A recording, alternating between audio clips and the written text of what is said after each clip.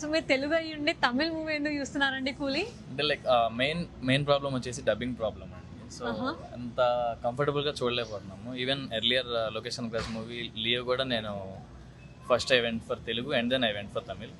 Then I was a bit disappointed seeing Telugu with the dubbing problem and everything, but later I realized I will be watching only in Tamil, and then I'm going to Telugu for tomorrow as well. Oh, okay. So but he met the expectations. Last time it was we were Telugu cheppandi. Yeah, okay.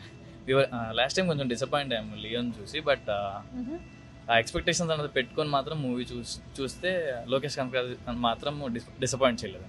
He met the expectations and so far it was blockbuster. Screen play, cinematography, no need to mention andi Lokesh Kanagaraj. Obviously there will be one particular scene, you will be the Telugu.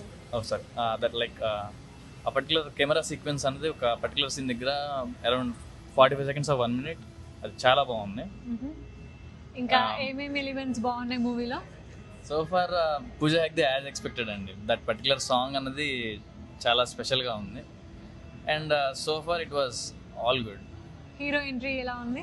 Hero entry good అంతా బాగుంది, but Nagarjuna dominated for first half అండి. అవునా?